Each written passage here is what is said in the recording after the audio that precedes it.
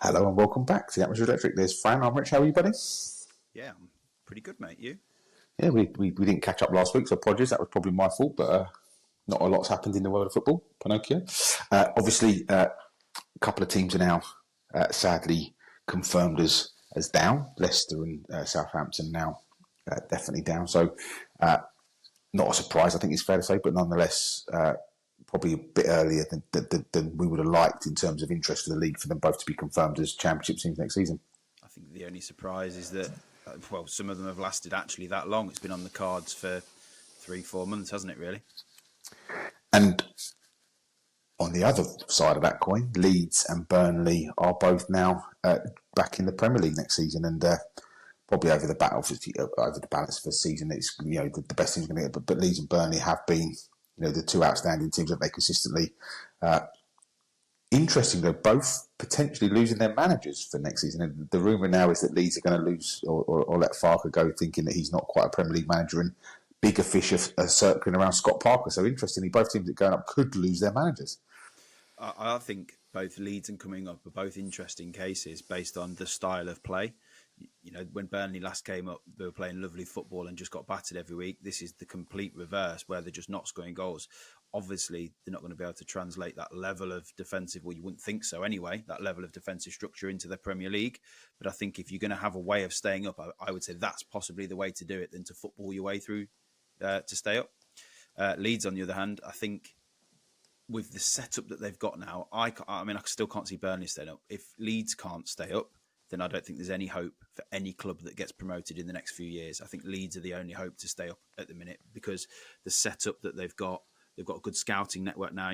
Tanaka was a hell of a sign. If they carry on that vein, and obviously sacking Farker, which looks like it's going to happen, that's ruthless. But I think it's the right thing to do, because Farker has proven that he's not of the Premier League level. So I think if Leeds can't stay up, I don't think there's any hope for any club coming up in the next few years. I think that obviously the gap is growing, so all hopes for Leeds. And so then, sticking with Farker for a second, and would you say that one of the teams coming down that have lost or will lose their manager should look to appoint him, because he seems to be an expert in getting out of the league? I think it's a difficult one. I think him being sacked, obviously it's harsh on him because he's just got promotion, but it's going to pigeonhole him as a championship expert. And depending on what you want, if it is just to get promoted, he is obviously an outstanding candidate for that. However, I look at Leicester. I think Leicester need more than that. I think they need somebody to come in and somebody revitalise the club, set some standards, and lead and manage upwards as well. And I don't know if Farker's the man for that. That's a short-term fix. I think that Leicester's problems run deeper. I think for someone like Southampton, though, I think they've got a lot of good young players there. Someone like Farker, I think, would be a great fit. So I feel sorry for Farker, but he's going to be pigeonholed in that way. And depending on the club that comes down, I think he's going to be a great fit for some. But for Leicester, as an example, I think he'd be the worst fit. I don't think they need that short-termism.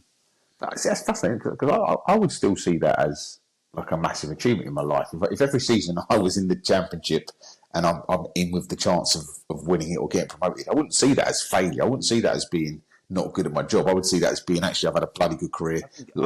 I feel for him in that sense, though, because he is going to be pigeonholed as that, and it's obviously still great achievements to do that. But from his personal perspective, is he ever going to get that opportunity now to be able to take a club from the Championship into the Premier League? Because if the people are now going, or clubs are going, he's not good enough for the Premier League, is that just going to be the norm? Now, it's going to be great that the club has got there and he's going to have success and it's always going to be on his CV, but is he ever going to get the opportunity to take the next step? Like, to me, he's going to have to go abroad. But so let me, because I think this is a really interesting point. If Pep Guardiola was in charge of Southampton this season, are they staying up? No, I can't see it. So the reason why I ask that question is it the manager's fault? And are we all great managers when we've got great players? And in any walk of life, are you a great business manager if you've got great staff, or are you a bad manager if you've got bad staff? And so actually, is it just that whenever he's been in the Premier League, the squad haven't been good enough for the Premier League, and therefore, I think that's exactly it. In his with Barker's case and Norwich, he's never had a huge transfer chest, has he, to go and sign some good players. However, he has been stubborn and has a way of playing, which has just meant that when he's come up, knowing that his players aren't good enough, he hasn't been able to adapt. Very similar to what Russell Martin did with Southampton. So I think that's where he has been pigeonholed. But I agree with you. It's also to do with the squad and the transfer budget and the players that he can attract when he has gone up with Norwich. But I think if he'd have shown a bit more of a willingness to adapt and change that style a little bit, he might have got a bit more leeway with especially with Leeds. I think he would have got a bit more leeway. Yeah, I think it's an interesting conversation around like how much of it actually sits with the manager. You look at some of the good managers that have tried to keep teams up in the past. Have come up. I'm not sure that you can blame firmly with the manager. You look at the money that Ipswich have spent, and Kieran McKenna, who's one of the most sort of bougie managers out there that everybody was sniffing around, and actually he's not been able to do that. Like I say, I actually, if I was Leeds, I would. But just to be clear, I would be getting rid of Daniel Farker. In fact, I said it as soon as it would. My son and I were watching the promotion sort of celebrations, and I said he'll be gone before the season starts. There's no way they're going to do that again. But I think it's just interesting that I think we've all got these delusions of grandeur that actually it's the manager that's solely to blame when actually the squads that he's been working with haven't been good enough in the Premier League. Definitely. And when you look at some of the managers that have been linked to it's not a vacant role, but the role already, I've seen Jose Mourinho linked, and so, like, they are massive steps up. And if you're going to stay in the Premier League, you need a top quality manager, and that's the end of it. Now, you've mentioned Kieran McKenna. Kieran McKenna's a top quality manager, but he's never managed in the Premier League, so he's still learning on the job. He's young with potential, isn't he? Whereas Leeds are going to have to go out and get a fit for purpose manager for the Premier League now. And if they do that, coupled with, because they're part of the Red Bull franchise now, aren't they? Coupled with that scouting network and some of the signings that they made in the Championship, if they carry on with that trajectory, I can see them giving it a really, really good go. Something that concerns me with the teams coming up was I've only just learned that if the teams going down have come from the Championship, from the Premier League previously, so Leicester, Southampton, did you realise that the remaining of the parachute payments get sent back to the Premier League and it gets split between the Premier League clubs? So therefore, it's creating more of a gulf between the Premier League and the Championship. I never knew that. I only found that out. Kieran Maguire, the finance expert. Kieran McKenna. No, that's the manager. Maguire. He we'll read it out. he presented that, and I thought, that's bonkers. How can that be the case? It's just literally creating a massive goal. So those clubs are going to get an extra 10, whatever million it is each, strengthen their squads. If it happens again next year, that's another 10, 20 million going into squads. The gap is the league will be done. If Leeds can't do it next year, or Burnley, or whoever is coming up in the playoffs, if one of those clubs can't stay up, I think the Premier League is done from being the most competitive league in the world. I really do. I really fear for the league. Well, but is it more you fear for the ladder rather than the Premier League? In theory, should become more competitive because there's more money in it. But actually, it's that competitiveness from, and of course, there'll always be three teams that come up. But actually, does that stop in the future? Do they actually change the way that works? Because actually, they want to close that circle down, won't they? I just fear for the league. It's always been known as the most exciting league in the world. It's always been known as the most competitive league in the world. And it has been for years, You've got to give it its credit. It has been. But I think of recent times, we spoke about it becoming boring. All of a sudden, then Man City and Palace had a stonker of a game after we said that. But, I don't think it is as exciting. The league has become more boring because of the teams coming up. And even the sort of, we spoke about mini leagues, the leagues below that have just not been able to compete. So it's going to become a closed shop. The teams coming up are going to be guaranteed to go down. It's almost going to be a guarantee of 3 points every week when you play against them. And I don't think that's what England and the Premier League need. It needs that competitiveness where the bottom team can go to a team at the top and put it on them and give them a good game. Like, we haven't even seen that. It's not been competitive in any games, let alone the actual result. But the bottom teams are going to the top teams and just getting battered. And it's not fun to watch. If you're a fan or not a fan, it's not fun. It's not an exciting watch. But so then actually, if you rewind that back slightly and we talk about Burnley, who last time round played beautiful football in the Championship, came up, tried to play beautiful football in the Premier League, got absolutely ruined. What Scott Parker's done for me, actually, and I'm looking at Nottingham Forest as being a team that's been promoted in the not too distant past and has managed to make it stick and is now thriving in there, is that Burnley look to me like the closest thing we've got to Nottingham Forest. Now, by the way, I watched them on Monday night. It was dire. Like, it was... I enjoyed the game. I really enjoyed the game because it was like the atmosphere. Like it wasn't like we've been so accustomed to the way that you need to pass the ball and make intricate moves and passing lanes and those sorts of things. I really just enjoyed the blood and thunder of it, and sometimes just pumping it along to that. I really enjoyed it. Like it was so refreshing to watch to a Premier League game. So what game are you talking about? Burnley Sheffield. I was talking about Tottenham, Nottingham Forest. Oh, So sorry. I thought you said yeah, Burnley Sheffield. Sorry. no, I really enjoyed that game as well. By the Yeah. way, I completely agree. But then to go to watch after that Tottenham playing Nottingham Forest, and what my point was going to be that Nottingham Forest had no intent. Once they scored, they had no intention of playing football. They just shut up shop. Burnley could do that. Burnley've got that defensive record, so actually they've got that break. They have scored quite a few goals this season. They just haven't conceded many. So I think actually of all of the teams that could, if Burnley had that style of playing, they could actually make it stick. They could pick up enough draws rather than defeats to maybe just stay in the league. That's why I'm excited to see. But I hope Scott Parker stays because I really hate it when promoted clubs come up and then the manager gets pinched. Like it's just you're starting on the back foot already. Like I really do hope that they keep hold of Scott Parker. They allow him to spend a few quid. I don't think they need to spend too much. If I'm being honest, just need a few bit of quality here and there, but and then just carry on with that style. I really hate seeing on Twitter when you get all these youngsters that are going, "Oh, what boring!" It's not boring. It's proper football. Learning how to defend is proper football. If you can go and get a clean sheet, more often than not, you're in the game. You can reverse that by saying you're definitely not losing it, right? Yeah, and that's what you're in the game. You're in the league. Like I really hate when when Burnley were nicking 0-0s. This season he was getting a bit of stick for it. I was thinking, how are you getting stick for keeping clean sheets? That record, do you think that record will ever be broken? That they've had in the Championship. I can't see anyone getting anywhere near that record. That's phenomenal. In that league, no, yeah, like say that Tuesday, Saturday kind of bounce to be able to do that day in, day out is impressive.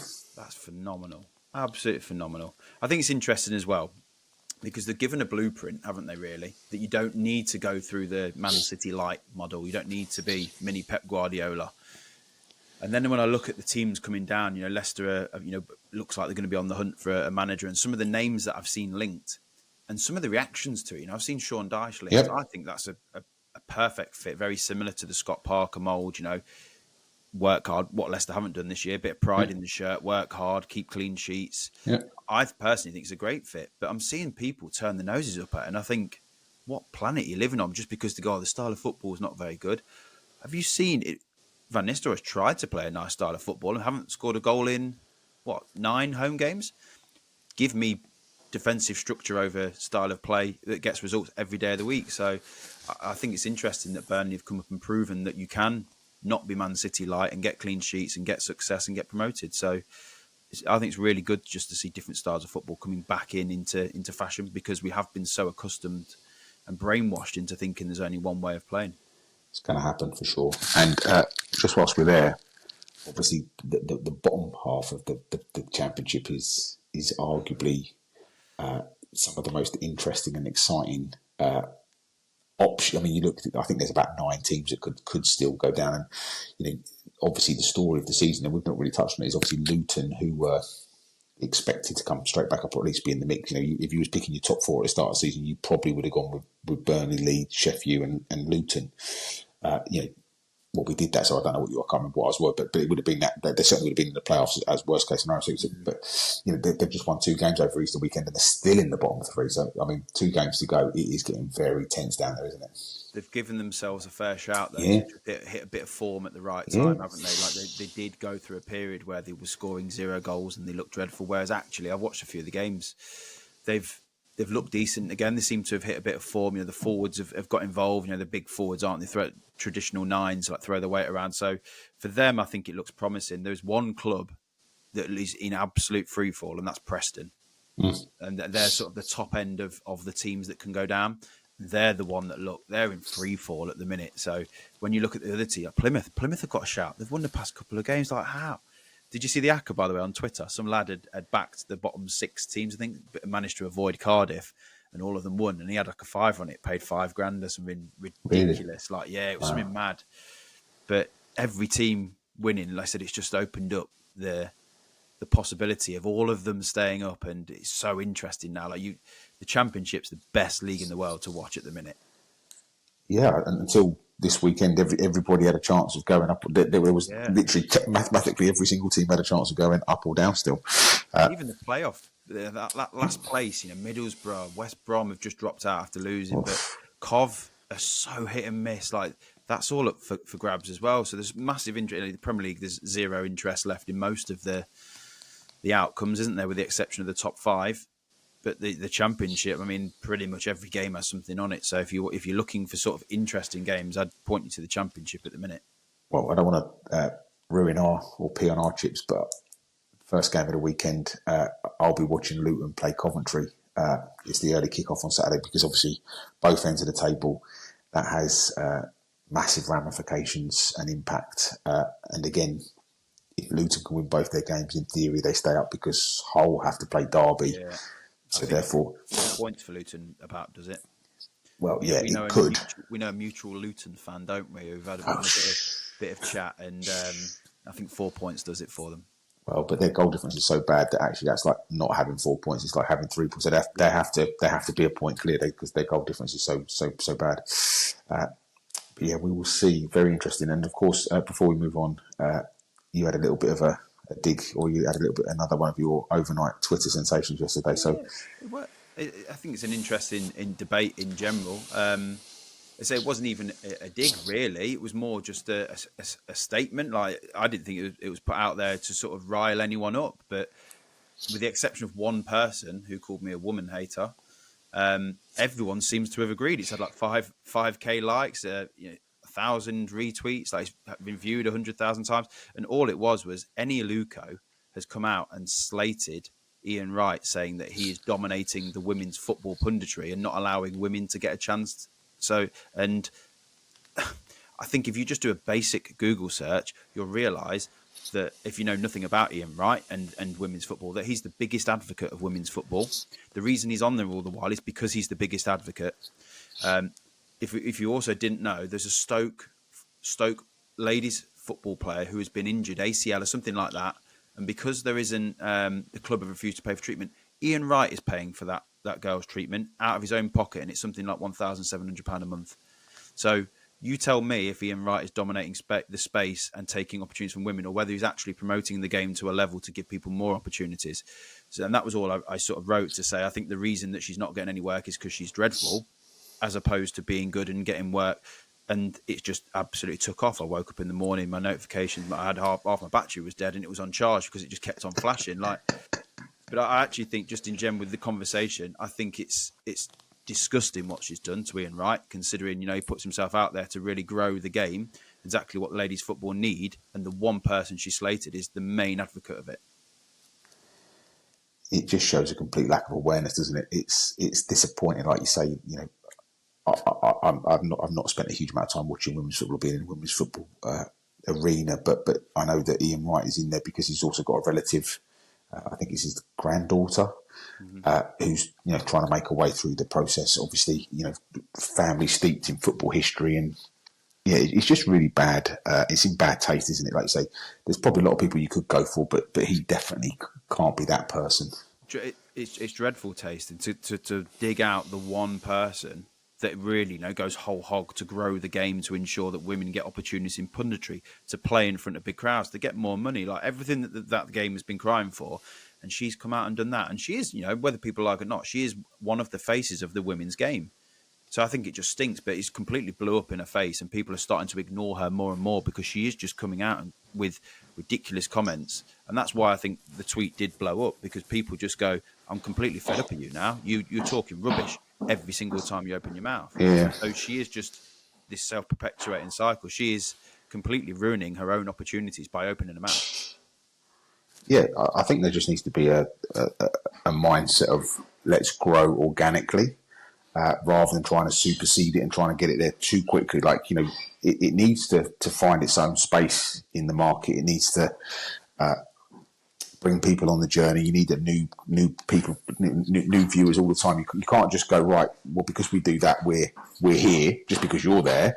You have to earn that right to get there.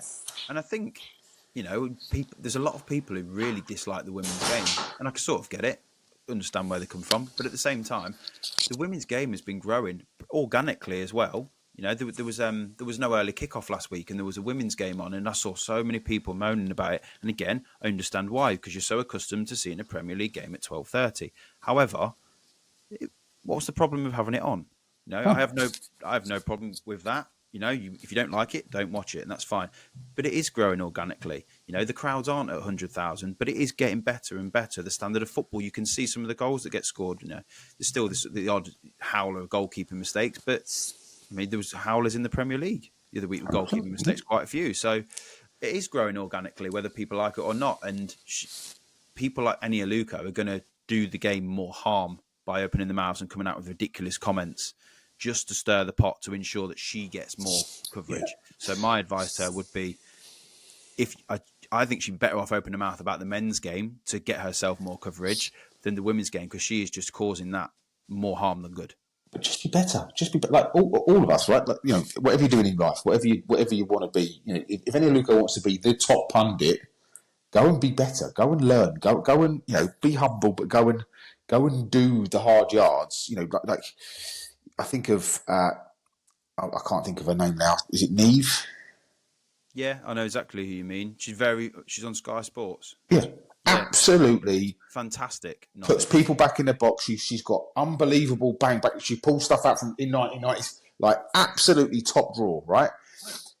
Earning a fruit. You know, there's enough platforms now for Eni Aluko to have a YouTube channel where she's out there showing her tactical ability and her tactical awareness. And, you know, if you want it hard enough, you can make that happen now. You know, you think about all these YouTubers and social media experts that now are presenting on Sky Sports or wherever else it might be, because they've got a body of work that people go, oh, Fran knows what he's talking about. Let's get him on the telly. Or even, like, you look at that Rory, who's a Chelsea fan, isn't there? Or there's other people. Some of them get into lines of work because of the controversial opinions that they have.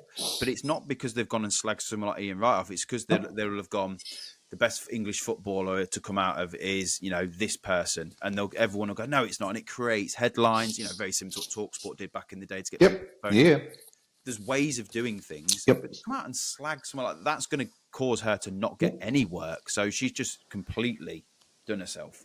I mean, Ian Wright works across... I think she deserves to not get any work on the back of that comment. So, yeah, I mean, Ian Wright works across the BBC, ITV, Sky. I haven't seen him on TNT. You know, he's obviously got loads of contacts. You know, you also, what we've found, even just doing this at our low level, is that if you speak about a team, their fans get very angry. You know, we joked about Fulham and you upset Bournemouth the other week. You know, Ian Wright is actually one of those players. It doesn't matter whether you're an Arsenal fan or not. You probably like Ian Wright. Football's a tribal game, and you will back your team up when you get slagged. Even if they deserve it, you back your team up. It wouldn't be a stretch to say that Ian Wright's a national treasure. Like, that's what I'm saying. Yeah, like, so you go and say something about Ian Wright. Now, if he's done something, most people are honest enough and intelligent enough to go, yeah, understand that, get where you're coming from. But he's a national treasure, and to come out and slate him for something which actually he's doing such good work on, you're sentencing yourself. Yeah, like I say, you deserved it. You know, there are some people that are clearly, like Jamie Carragher, even though he was an Everton fan, is clearly linked to Liverpool. Ian Wright is universally respected and liked, whether you support the Arsenal's biggest rivals or whether you support Arsenal. Like, he is, like I say, he's been a prime time host on BBC One game shows. Like, he's transcended football. He's not your problem. And by the way, there's enough football out there. There's enough TV stations out there. There's enough opportunity with the MLS, you know, some of these big stuff. Go and just work. There's enough work out there if you're good, if that's what you want to do. Ian Wright is not the problem. Let me tell you that. Yeah, 100%. And I think just to finish the Aluko sort of debate is she has an opportunity being an ex-England footballer. I believe she's got over 100 caps. Yep, correct. She could be the leading light in bringing the women's game on. And I know what she's trying to say. She's not getting opportunity, but that's not because of who she is it? Or because of Ian Wright. It's because of the things that she's done previously. Like you said, go away and work on your punditry. The famous one is she came out and said somebody scored 20 goals in 40 games. That's a goal a game. Yeah, listen. So straight away, you're in for ridicule, aren't you? Look at yourself first. Develop yourself. You've got a platform to have a little niche there with women's football. You've got over 100 England caps. You've got your own ability to go and make yourself the leading light of women's football punditry, you know, whatever you want to be. But all you're doing is creating holes for yourself now. yeah, my summary on this would be, mate, is that I've seen a lot of telly that she's been on. She has not had opportunities. She's had a lot of She's had loads opportunities. of opportunities. She's never shone, has she? And so therefore, potentially, the producers of these programs have gone, actually, I've got someone better for the job than yourself, based on your like you and I have never been on BBC Grandstand, whatever Grandstand. Well, there's a reference to the teenagers, football focus, whatever it is. Like we're never going to get there. She's had those opportunities and potentially hasn't grasped them, and that's on her. And it's difficult to look in the mirror when there's a problem and things haven't gone right. But that's definitely, for all of us out there, is sometimes from that tweet, that was the feedback that's come back, is to say she hasn't looked in the mirror. She's not owning her own, incapabilities of being a pundit. She's just basically going, I'm not getting an opportunity because of Ian Wright, not because I'm crap. Yeah. So let's do our punditry now. We've got a very short time today, unfortunately, due to life and all the rest of it. So we're going to have to whiz through this week's fixtures, of which it's a little bit skew-whiff in terms of how they follow through, because there is obviously some FA Cuppage to go on. So we're going to focus on the weekend fixtures before we wrap up into next week's, if we're talking about football or fantasy, double game week. And by the way, I'm coming for you. I'm definitely coming for you. Look over your shoulder. My triple captain bombed. How did you not get the assist? That was an assist. I did have a chuckle. Assist, definitely. I did have a chuckle to myself. So are we doing game week 34? So there's 8 games going down to Forest Brentford that ends on the Thursday. That's the fantasy game week. Forest Brentford. Okay, so we'll cover that as well. So let's get started. 12:30 kickoff. I've already told you I'm not going to be watching it, but Chelsea host Everton. You could argue this is on the beach derby, but it's not, because obviously Chelsea is still pushing for that Champions League spot, and actually that's the only thing really left for us to talk about, isn't it, in terms of up in the air. Do you think Chelsea could be one of the teams that get into that top 5 now? Obviously the massive comeback against Fulham, but some of the other teams feel like they're in slightly better form. So obviously this is going to be a really important marker for Chelsea, isn't it, against the tough to beat, rugged Everton team that now are, completely safe and home and hosed. So I think this is an interesting game, because from what I've seen from Chelsea, I've not been impressed at all of late. I think they look really dodgy. I thought they were really fortunate to beat Fulham. They're, for me, the team that has the ability to drop out of this Champions League race. I look at the other teams and I can see their style of play and them picking up points. With Cole Palmer being so out of form still, I don't think he's had a goal or assist in, was it 10, 15 games? Something ridiculous. He was the one that made them tick and look good in the beginning of the season. And with him so out of form, I can see Everton doing Chelsea in this game. You say Everton have nothing to play for, obviously, but they're still looking decent in games, Everton. They still look like they're trying to attack. This relatively solid at the back. Like I can see Everton doing a number on Chelsea here. I really don't rate Chelsea. I mean, I think they look so powder puff. I said this to a Chelsea supporter the other day. I'd actually back Chelsea more to beat a Liverpool than Everton right now, and because I think Everton are going to bank up, and I think that Chelsea. They feel like they're in transition. I feel like we laughed and joked last summer, but I feel like they still need 4 or 5, 6 players to really cement themselves. And actually, in any other Premier League season, Chelsea would have ended up being 8th, 9th, or 10th. But actually, based on the quality around them, they're kind of getting away with it, because it actually, you look at their starting 11 and you think, blimey, this is. But they've spent a lot of money for not a lot of return. They're definitely getting away with it. They're getting away with it with their league position based on the start that they had. Maresca came in and they looked good beginning of the season. They had all of their squad fit and they were buzzing. Cole Palmer was on form, and the initial impressions were going, this looks a really good fit here.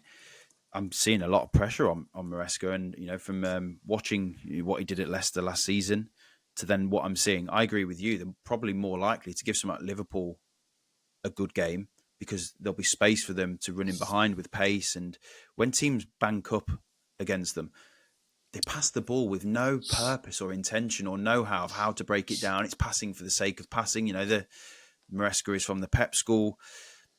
I can see this being a perfect fit for Everton of just banking up defensively, and then just hitting them on the break with people like your Calvert-Lewins and other players who have got pace. I can really see this playing to the hands. Like I can see Everton winning this game. Again, I feel like I've said this quite a lot this season. I can see all three results, and none of them would surprise me, which doesn't help us when we have to sort of make a prediction. But yeah, it's going to be interesting to see if Chelsea can break down Everton, because obviously it took them to quite late in the game against Fulham on Sunday, which was great for me because I had Fulham in my Sky bet, so I managed to freeze that nice and early, which worked lovely for me. But yeah, Chelsea, I'm not sure actually. Yeah, I'm not sure. In terms of that top five, in a word, yes or no, do they make the top five? Trying to work out who's ahead of them at the minute. I think City, Villa, Newcastle, City. I think Newcastle would be. I'd be backing Forest ahead of them. So I'm going to say Chelsea drop out of the top five. Would be my gut feel. Yeah, I don't disagree with you. I think they've also got a couple of tricky fixtures still to play as well, so they've got quite a tough run. I think they've actually still got Liverpool and maybe even Newcastle, I feel. Newcastle are a banker, the way they're playing. Newcastle are, I think it's between Chelsea and Forest, if I'm being honest. Obviously. I just think Forest have the ability to grind out, like you said, against Spurs, just go, we've scored a goal, this is our game plan. Whereas Chelsea, if they're chasing a game, I know they came back against Fulham, but that's not the norm. When they have conceded goals, it's very rare that they've managed to get back in the game. So I just feel that they're the ones that are the most vulnerable. Yeah, I don't disagree with you. Like I say, I can't see. Like I say, Chelsea don't look like they keep enough clean sheets. Don't look like they're going to score enough goals, and so therefore that's a dangerous combination. You need to be good at one end of the pitch, and I feel like last season Chelsea would outscore you. As much as like you say, Palmer was banging in goals for fun. This year, I'm just not so sure where their goals are coming from and what the system is, and I think people have worked them out a little bit. Definitely. I think that's the phrase is I think they have been worked out a little bit. The teams are realising if you bank up that Chelsea find it very difficult to break you down. Yeah, I think it's just the other thing is I think that all of Chelsea's players have got a little bit worse this season. Like, I don't know who the Chelsea player of the season is, but it will be Cole Palmer just because his stats actually aren't horrendous in the real world. They're just horrendous. I think it might be Caicedo or Enzo Fernandez. I think the level of drop off from Palmer, I can't see how he could win it based on going from there to. I mean, when was the last time we spoke about Cole Palmer? By the way, previously it was most weeks. We're waxing lyrical about him. He's become so irrelevant at the back end of the second half of this season because his performances have been so poor. There's got to be something going on there. I don't know what you think on that. Is he carrying a knock? Like mentally, is he not in the right place? Like to me, there's got to be something there because he's gone from elite levels for a long while to completely irrelevant. If he's done the Phil Foden. I think the system is the problem. I think systems can make or break players. Again, we talk about Nottingham Forest. I think the system at Nottingham Forest is helping a bunch of those players at their very top level. If you took some of them out of that team, I don't think they'd be as good. Even Elanga, for example, I don't think Elanga would work in a team that's not a fast break, fast transition team. I think he needs that space to run into. And so for me, I just think that Poch got Palmer and it worked and he was building his team around him and he became the main man and Cole Palmer needs that. And I think this season he's one of 11 and he has to fit into the system and he has to do what the coach wants and it doesn't work for him and his psychology. But I could be wrong. Yeah, no, I agree. I think the only sort of caveat to that is he was putting up elite numbers. There wasn't he in the Maresca team. Whether that's just because he transitioned his form from the back end to this season, I don't know. But he was still putting up elite numbers for a period of time in this season, and it's just gradually declined. And he has flatlined. Like he's completely irrelevant. I was looking at fantasy because obviously there's a few teams not playing, so I was looking for replacements. He's still got 40% of people have picked him in their team. Yeah. How? Well, just because it's again, probably 20% of them aren't playing the game anymore. But mental. Like he was one of the first to drop out of mine after 3 or 4 blank. I thought he looks nowhere near the level at 10.5 million, whatever it is. Yeah, absolutely right. At the price, yeah. Right, we've really got to rattle through these, Fran. We're up against it today. Do you want to do a prediction at the end of each game? Okay. Well, I'm going. I'll go first. I'm going 0-1. I'm going Everton 1, Chelsea 0. Ding, ding, ding. Nil We one. must do that. Brighton host West Ham in the on the beach derby. West Ham are in danger of really it's between them and Spurs who's going to finish 17th. Brighton can make the lower level European football now, and so for me, with it being at the American Express Stadium, I think that gives them the advantage. I think Brighton will just have. I know they're missing a couple of players. They've got some suspensions. João Pedro's out, and Brighton have been a little bit up and down recently. I still think they'll just about have enough to get past West Ham. I don't know if you think any different. Yeah, Brighton have been up and down, but for me, West Ham are one of the poorest teams in the league. I don't understand how Graham Potter is not getting the level of flack that he should do. I understand everything's on next season. It's a transition, get to the end of the season, rebuild, huge transfers out, huge transfers in, all of that. I get that. But some of the performances I'm seeing, there's still a half-decent squad there. It's not amazing, but it's still half-decent. And they look dreadful. Absolutely dreadful.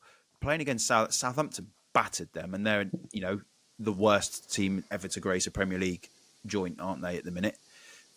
Southampton battered them for large periods of that game. So how he's not getting the level of flack that he should be, I don't know. I think this is comfortable for Brighton. I think West Ham are that poor, and I know Brighton are iffy at the minute, but Brighton have still got good players, good way of playing. I can see this being so comfortable for them. And they've still got something to play for. Let's not get this skew with. I mean, I understand that they've had a bit of a downturn, and in fact they've done one in the last 5. So actually, that's probably kibosh them. But they are still in the mix of those lower level European places. They are still on level with Fulham and only 1 point behind Bournemouth. So actually, a win here propels them back up to 51 points, gets them right back in the mix for that Conference League, Europa League.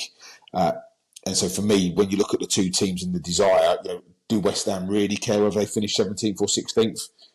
I do think they will pick up enough points to get above Tottenham. I do think Tottenham will finish 17th at the end. I don't think Spurs win another game all season in the league. I disagree with that. I think West Ham won't win another game all season. I can't see them win another game. They're that bad. So I think the current state of the league will probably just stay as it is. We'll see. But so I don't think it's going to be a surprise when we decide who, or we talk about who we think is going to win this game. So what's the score going to be, I guess, is what I should ask you, really. 2-0 Brighton. I've gone 2-1. I've gone 2-1. I think West Ham. I don't know if you saw the full Kruger interview after the game on whenever it was, Saturday, Sunday, Monday, whenever it was. Refreshing, wasn't it?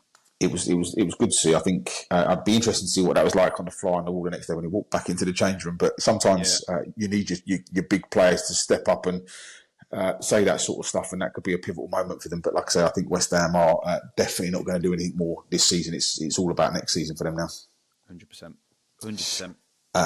I think if we're looking for a home banker of the weekend, you'd need to look no further than St James's Park, where Newcastle host Ipswich at 3 p.m. Before we go on, just would like to obviously send all of our best wishes to Eddie Howe and hope that he is making that full recovery and he's back on the touchline. I haven't seen if he's back this weekend or not, but I hope he is back this weekend because obviously that would be a shame. And to be fair, they've done a great job in his absence. I know they obviously lost to Aston Villa, but that can happen to anybody. They've done a great job in his absence, haven't they?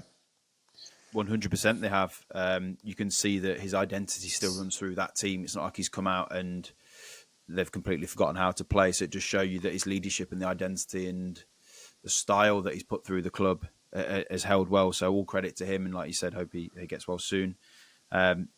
Absolute home banker. Ipswich are virtually down, aren't they? Do they get? Is it sealed if they lose this week? They're 15 points behind West Ham with 5 games to go, so yes. Yeah, it's done, isn't it? I think Newcastle are an absolute banker for top 5. Defensively look solid, scoring goals consistently. Harvey Barnes is on fire. So now Anthony Gordon is back up, so they've got strength in depth. Really like everything that Newcastle are doing. And for me, next season, if they can add a little bit more, they are in a shout of a title race, I think. Whisper it quietly, but couple of quality additions here and there. I can see them really pushing. Yeah. I'm sure that's a leap, if I'm honest with you. Like I say, if you look, who's challenging next year? I think the summer's going to be. I don't think you can. I think the summer's going to be so crazy, both from a managerial point of view, a player point of view, a spending point. I don't think you can even think about that yet. Because if I look at if I'm being honest, if I look at the Newcastle starting 11, you've got Trippier, Burns, Shah. Not for me. The midfield 3 are absolutely different gravy. but they needed, for me, but we'll see. Like Nick Pope, the way I explain Nick Pope, he's the worst best goalkeeper I've seen in a long while. Like he makes good saves, but he's so robotic and stiff that he's not a natural goalkeeper for me. I know they're looking at James Trafford. In fact, I know loads of people are looking at Trafford. But yeah, I take your point now, but I think this summer could be, for example, if Arsenal come and take Isak. So I've just gone with the logic of they'll get Champions League, so will stay. So in my head, keep the same squad, and like you said, couple of additions. Imagine if they'd gone sticking a quality centre half into that. Well, they'd argue they've got one, Sven Botman, but they can't keep the bugger fit. And this is the whole point. Isn't Newcastle are when they've got a full strength team out there, they're very good. As we saw last season, not so much. I think they need more than people think they need, especially if you remember this year they've done well because there was no Champions League football. Last year they struggled because there was Champions League football. If they are, and I agree with you, I think they will finish in the top 5, they're going to need to have a very, very good window, but not just in terms of, like you say, one player. They're going to need to add depth to their squad so they can handle those 2 games a week. Because you've seen, we spoke about Villa. The reason why Villa aren't going to get in Champions League next season probably is because of the Champions League this season. Their form in and around those games has killed them. And you look at what's happened to them now they're out of the Champions League. They're starting to pick up results because they can handle that once a week. Yeah. I know we'll have to move on quickly. So breaking news 50 seconds ago, Eddie Howe is back to training. Oh, wonderful. Which is good, great news. Goodness. I just think, after they've won the Cup, and I guess the Carabao Cup, it's not the Champions League, but the scenes and the celebrations and you've seen the fans, I think that's going to attract people to the club. I think that's like the start of a trajectory for them. I just hope they can capitalise on it. And this weekend the score will be? Newcastle 3, Ipswich 1. I've gone 3-0. I was actually going to go 3-1. I think this could be, if I'm looking for a game this weekend that's got over sort of 3.5 goals, 4.5 goals, this could be the one. Because I can see Ipswich scoring. I think this could be a very high scoring game. Yeah. We move to the relegated Southampton, who host Fulham at St Mary's at 3:00 on Saturday. Like you say, Southampton put up a good showing against West Ham, but Fulham are still, albeit they've lost that pattern of win-lose. Fulham are still got some stuff to play for. They're in the hunt for the European places. So in theory, I'm guessing this is for both of us. So a relatively comfortable, relatively straightforward away win. Yeah, I think so. The only thing that worries me is that Fulham win-lose. And I know they're on for the win next time, so bank it up. Fulham should win, but Fulham, they just are dodgy, aren't they? Like when you expect them to go and win, they just generally tend to put in a poor performance, and then you think they go to Liverpool, bank that they lose, they go and win. Like they're just a very strange team to predict. So I'm always cautious to predict it, but against the Southampton team that are dreadful, I can't see how they don't lose.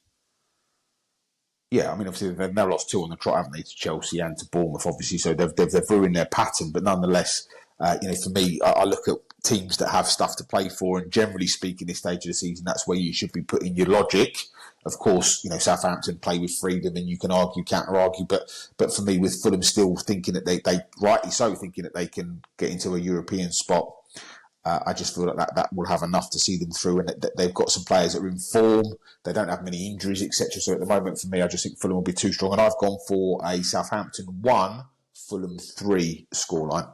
I've gone Southampton 0, Fulham 2. Yeah, I thought that would be your score.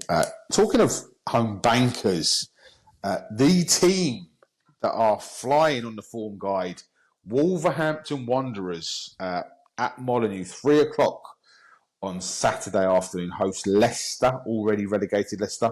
Just again, we haven't got too much. The job that he has done at Wolves compared to the other managers that have been brought in halfway through the season, I know David Moyes had not quite the same effect, but what he's done for Wolves is absolutely phenomenal, and they are arguably the team to watch right now, aren't they? They're absolutely bossing it. Yeah, and when you then look at the recruitment that was done in January, so it wasn't massive amounts of time, but they signed, is it Agbadu? That's it.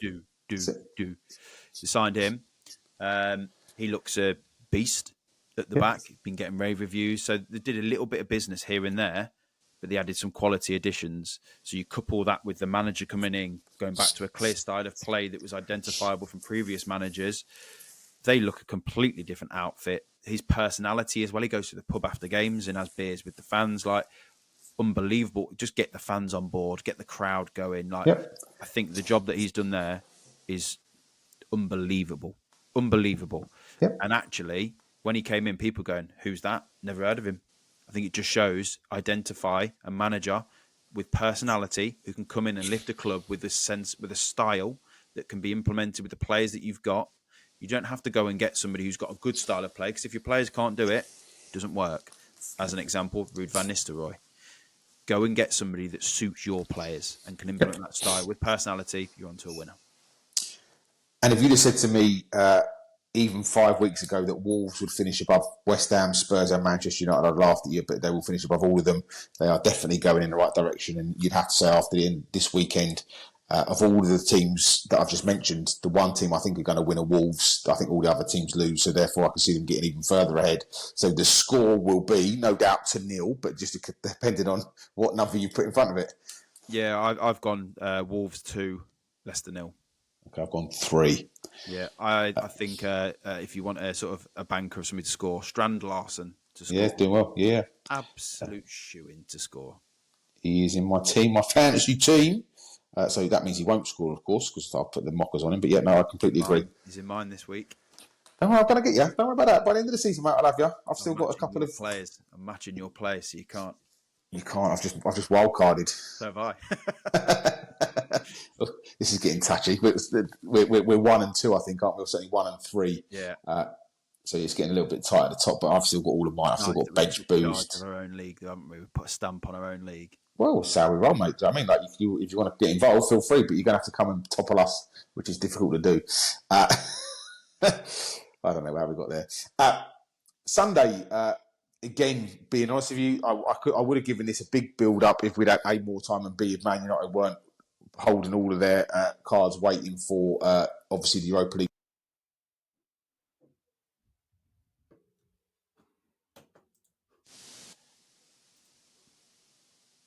Sorry, did I drop out then? Yeah, it just said you stopped recording, but you seem to be back now. So I had a call coming through.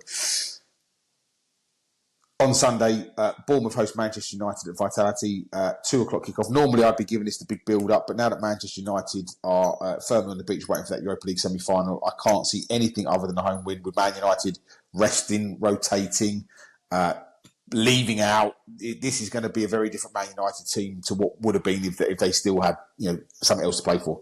Yeah, agreed. And also Bournemouth are getting players back, so look to be getting back into some form, are able to rotate from the bench, using multiple subs now, whereas previously didn't have that ability. So I can see Bournemouth winning this game. So therefore you think the score will be? I think it would be Bournemouth 2, Man U 1. That's exactly what I've gone for. Yeah, I think that's a relatively straightforward. As, by the way, I had Wolves to beat them last week in a pretty straightforward, ACCA. That was definitely a shoe-in for me. This is a home win as well. And talking about home wins and bankers, and to win the league, Liverpool host Tottenham on Sunday as well. This one is at 4:30, so it is the Super Sunday. And to be fair, you've got to be happy for the Liverpool fans and the Liverpool squad to be winning it at home. Because they will be winning it, right? They need a point, but they'll be getting all 3. There's no way this Spurs team, who again will be resting and rotating, get anywhere near this Liverpool team, is there? Yeah, I agree. I think this is relatively straightforward. I always think Spurs have got the ability to beat teams like a Liverpool and others, and City. I think they're always a bit of bogey sides and do cause them problems, but all in on the Europa League, there'll be huge rotation here. Ange doesn't look particularly bothered when Spurs are losing at the minute because he's all focused on Europa League. So, yeah, Liverpool 3, Spurs 1 for me. I've gone 3-0. I don't see Spurs scoring. I think Liverpool will have too much, and I think that the occasion and everything else will just be Spurs are just there literally to make up the numbers, which is, to be fair, what they've done most of the season. And finally, we wrap up the game week with Nottingham Forest playing Brentford. Again, I can't keep talking about how happy and how impressed I am with Brentford and what they've done and where they are and how they've managed to achieve it with what they've got as resource. And again, another good win against Brighton last weekend, which many wouldn't have predicted in that sort of form. But Nottingham Forest just look like a well-oiled machine, don't they? And actually, with all to play for, the only surprise for me is that Nottingham Forest are now 4th. I can't believe that Manchester City are above them. the City are dodgy, aren't they? But they seem to just be picking up key results here and there. I think Forest, though, for me, I mean, I've got this down as Forest 1, Brentford 0, and I've sort of put my neck on the line because I can see Brentford scoring. You know, Visser and Bremer have been on fire all season, so to say that they won't score is a bit strange to me. I just think the way that I saw them play against Spurs, it was almost their type times 2. It was go into your shell, but really go into your shell and defend for your lives. Like, I can just see them doing that for the rest of the season, sacking off any sort of attacking instinct, hitting people on the break. So I think it's going to be difficult for Brentford to score, even though they've got 2 players on fire. So I'm going to give you a slightly different view in the sense that I think that if anybody tactically can match them, I think Thomas Frank and Brentford can, because they're so adaptable in the 4-4-2, 3-5-2. So I think it's going to be really interesting to see what Brentford do stylistically. I actually worry about Nottingham Forest because I think that it's great while you're winning those games 2-0 or 2-1. The minute Nuno starts losing those games, the fans will turn on him because there's no way you're going to watch that turn up and pay 60 quid to watch that every week because it's absolutely dire. And so I think this game's going to finish 1-1 because I think that Brentford will do something with their shape and their system that will counteract what Nottingham Forest have been doing. And I think actually what they're learning from the Everton game the week before was that don't give Nottingham Forest that ability to drop back. Let them have the ball, see what they do with it, but don't give them the opportunity to transition quick. If you sort of low block them, actually they don't know how to unpick a low block. Yeah. And with where they've got pace, it's no good having pace running into 3 or 4 men, is it? Like, I think you probably hit the nail on the head there. Thomas Frank is tactically exceptional, isn't he? And I can definitely see him causing problems. But I think with the stage of the season that Brentford are at, they're obviously going to have to attack as well. But I think it's a really fascinating game. You know, like you said, it is sort of dire, the style of play, but I really enjoy. I must say, I enjoy watching Forest. I enjoy watching it, the defending. I really do enjoy it. You know, it's not the typical of what you're used to. I just love watching them defend. Yeah, no, they've absolutely. Like I say, I would love for them to get Champions League football. Just to be clear, I think the season they've had, they deserve it. I love what he's done there, but like I say, I think they're going to need to adapt their style for them to become everybody's second favourite team that they could be. Because, like I say, it's a tough watch. Okay, we really need to go. So. Have you got a £5 challenge this week? I have. I've got 4-fold. I've gone for Brighton, Newcastle, Fulham and Wolves. My fiver, it's 4.1, but with the boost on 365, it pays 27 quid. So not massive, but I can't see any of those losing. I've gone similarly disappointed in terms of the numbers. I didn't tell you I had a 50 to 1 coming the other day. I had a 10 on it. I didn't tell you about that. Yeah, I didn't tell you about that one, did I? Kept that secret. But I've gone for a 2.72 to 1 4-fold. So the £5 brings you just shy of 19 quid. I've gone for Liverpool, Newcastle, Fulham and Wolves. I can't see any of them losing either. So again, maybe if we added the 2 together, you probably got a 6-fold that might boost those numbers up a little bit. Yeah. And if anybody wants to get involved with what is becoming very quickly one of the best Twitter accounts in the universe after your Gout and Eni Aluko rants, where can they find us? So we are on Twitter, and if you search for The Atmosphere's Electric or TAIE podcast, you'll be able to find us. We're also on Facebook and TikTok.